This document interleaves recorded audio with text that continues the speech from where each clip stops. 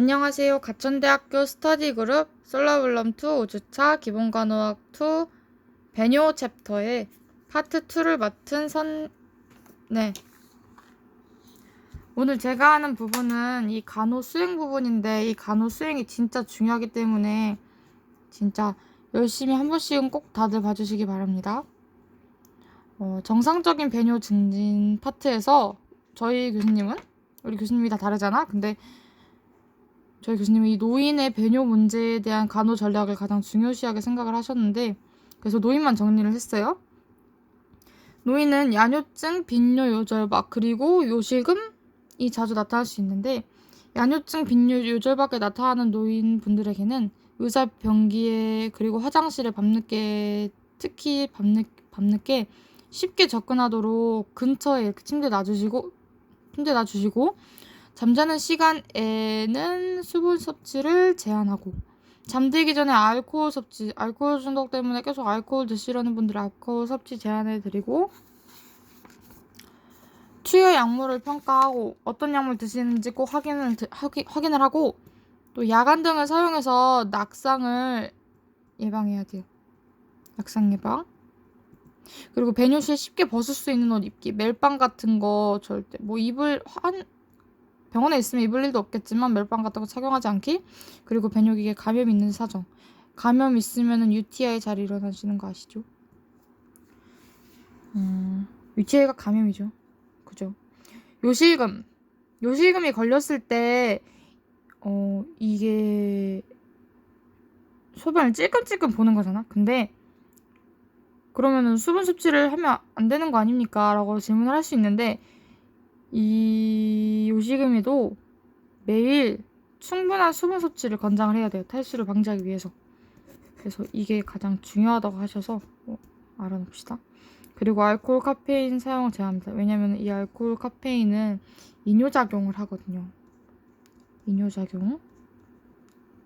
그리고 화장실에 쉽게 접근하도록 하는 거 위에랑 똑같죠? 그리고 배뇨 영양요인 사정하고, 연령 어떠시고, 문화적 상태 어떠시고, 그런 거 앞에서 다 배웠죠? 그리고 케겔 운동 좀 이따 배울 건데, 케겔 운동 자주 하게 하고, 방광 재훈련 프로그램도 자주 하게 하는 거. 그리고 유치도뇨관 삽입은 최후의 수단으로. 갑자기 수분이 안 나온다 그래서 바로 유치도뇨 하지 말고 좀 이따 나오는 배뇨를 증진시키는 방법을 시행한 이후에 하도록 합니다. 그리고 변비나 분변 매복 예방을 위해서 가공하지 않은 거친 곡류를 섭취하도록 권장합니다. 현미 같은 거. 다음으로 넘어갑시다. 그리고 비뇨기계 감염, 아까 말했던 거 UTI가 잘 일어나기 쉬운데, 특히나 유치도뇨가 삽입하면 UTI가 잘 일어나는데, 이때 수분을 충분히 섭취해서 균을 소변으로 나가게 하는 거고, 샤워를 좀 더 권장을 해요. 통목욕보다. 통목욕은 계속 몸을 담그고 있으니까 감염될 확률이 높겠죠? 그리고 자주 배뇨를 시켜서 이거랑 똑같은 말이겠죠? 그리고 성교 후에 즉시 배뇨할 수 있도록 합니다. 아까 나왔던 케겔 운동인데요. 케겔 운동은 골반 저부 근육 강화 훈련인 만큼 이 골반 저부 근육을 강화시키는 건데요. 그래서 복부나 대퇴 안쪽 중부 근육은 포함이 되지 않아요. 이 케겔 운동은 복압 요실금 문제를 개선하는데 도움이 됩니다. 수의적으로 소변 조절을 할 수 있게 되는 거죠. 요실금이 불수의적으로 소변이 자꾸 나오는 거니까. 아까 말했던 그 유치도뇨관 삽입 전에 배뇨 자극을 시도를 먼저 해보고 그래도 안 되면 유치도뇨관 삽입해야 되는데, 그 배뇨 자극법은 뭐가 있냐면 정상적인 배뇨 자세를 취해주고, 그냥 여성은 원래 변기에 쭈그리고 앉고 소변을 보잖아요. 근데 앙하이로 그냥 환자를 노는 게 아니라 한번 변기에 쭈그리고 앉는 자세를 취하게 하고, 물소리를 들려주거나 회음부에 따뜻한 물을 붓거나 따뜻한 물, 그리고 따뜻한 변기, 그리고 손 따뜻한 물에 담그기, 그리고 다리나 대퇴 두드려서 자극을 주거나 물컵 속에 빨대를 담그고 거품이 생기도록 불게 하는 그런 방법도 요새 쓴다고 합니다. 그리고 방광을 비우기 쉽게 방광 위에서 부드럽게 압력을 가하는 거. 이거는 크레드 방법이라고 합니다. 크레드 방법. 이건 대상자가 회원부를 조이고 복벽 수축을 해서 숨 참고 있는 동안 방광벽 아래쪽으로 손을 압박합니다. 이러면 방광 팽만감이 유발돼서 배뇨가 자극된다고 합니다. 그럼 이제 요로 감염 예방에 대해서 배워볼 건데요. 요로 감염 예방. 비뇨기계 감염은 즉 UTI입니다. UTI 다 뭐 약자인지 아시죠? 유리나리 트랙트 인펙션입니다. 그 말 그대로 비뇨기계 감염. 위험 요인이 특히나 있는 사람은 성적 활동이 있는 여성이나 피임용 다이아프람을 사용하거나 폐경후 여성, 그리고 유치도뇨 간 삽입했을 경우, 그리고 당뇨나 노인이 있을 경우입니다.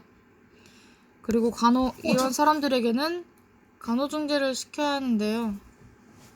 간호중지는 면으로 된 속옷, 그리고 하체에 조이는 의상은 입지 않도록 합니다. 인공도뇨 시에는 우선 도뇨가 뭔지 알아봅시다. 도뇨는 단순도뇨와 유치도뇨로 나뉘는데, 이 단순도뇨는 넬라톤 카테터리제이션이라고 하는데 보통 넬라톤이라고 줄여서 말을 많이 한다고 합니다. 이 단순도뇨는 즉각적 이완을 이해한 거기 때문에, 그러니까 얘는 넣었다가 바로 빼요. 넣었다 바로 빼는 거고, 이 유치도뇨는 유치하는 거잖아요. 그래서 넣고 유지해요.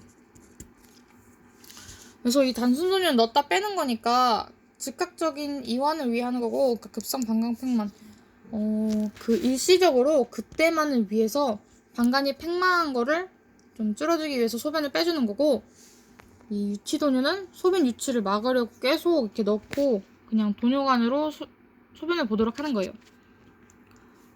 그래서 이거는 어쩔 때 사용하냐면 무균적인 소변 검사물을 수집하거나 배뇨 잔뇨량을 측정하거나 또는 약물을 주입하기 위해서. 이거 교수님이 계속 이 단순도뇨와 유치도뇨가 중요하다고 언제 사용하는지 중요하다고 하셨으니까 꼭 알아두도록 합시다. 그리고 소변이 유출되는 걸 막으려고도 하고, 유치도뇨는 이제 소변 유출을 막으려고 하고, 장시간 자연 배뇨가 불가능할 때 실시하고, 방광 세척, 그리고 방광 내 약물 주입에도 쓰이고, 하복부 시 그러니까 수술 시 방광 팽창을 막기 위해서 쓰고, 또 수술, 그리고 혈괴로 인해 요도 폐쇄를 예방하기 위해 쓰고, 그리고 위독한 대상자나 혼수 상태일 때는 스스로 방광 조절이 불가능하니 이 유치도뇨관으로 소변 관리하도록 합니다. 저희 다음인데요. 도뇨관의 종류에 대해서 마지막으로 알아볼 건데, 도뇨관은 먼저 방광도뇨관이 있는데 방광도뇨관은 별로 중요하지 않아요. 그리고 치골상 도뇨관이 있는데, 치골상 도뇨관은 치골결합 윗부분의 복부 아래를 통해 방광에 삽입하는 건데, 이거는 짧은 부인과 질환, 그러니까 분만 시에 사용하거나 혹은 방광 수술 시 사용해요. 그리고 길게 사용할 때는 요도 질환을 장기 치료하는 성인 남성에게 사용을 합니다. 비뇨기계 감염자에게는 취약하고, 그러니까 감염 위험이 크다고 생각하면 되고, 클램프 잠그면 대상자가 자연스럽게 배뇨가 가능합니다. 그리고 요로 스텐트는 요도 폐색이 있으나 수술을 거부할 때 사용하는 건데, 일시적으로 쓰기도 하고 영구적으로 쓰기도 해요. 이거는 그러니까 그 방광 소변 조절 능력에 대한 수술을 하려고 하지 않을 때, 그래도 소변은 밖으로 빼야 되니까 소변이 배출될 통로를 제공하는 거죠. 이 통로가 바로 스텐트예요, 스텐트. 그래서 막히지 않게 스텐트를 그 요도구에 넣어가지고 소변이 나올 수 있게 하는 거죠. 근데 이것도 뭔가 이 스텐트라는 걸 넣는 거니까 감염이 일어날 수 있어요. 그래서 감염 징후가 있으면 즉시 의사에게 보고해야 합니다. 네, 여기까지 오늘 정리를 해봤는데요. 오늘 가장 중요한 부위는 이 인공도뇨랑 유치도뇨 구분하는 거랑 이 상황, 어떤 상황에서 써야 하는지랑 쾌결 운동이 뭔지, 이거는 포함 안 되고 이 골반 저부 근육은 포함된다는 거랑 배뇨 자극법 어떻게 하는지 꼭 알아놓고, 그리고 이 노인의 배뇨 문제에 대한 간호 전략을 되게 중요하다고 저희는 말씀하셨으니까 꼭 알아두면 좋을 것 같습니다. 네, 지금까지 솔라블럼2 5주차 수업이었습니다.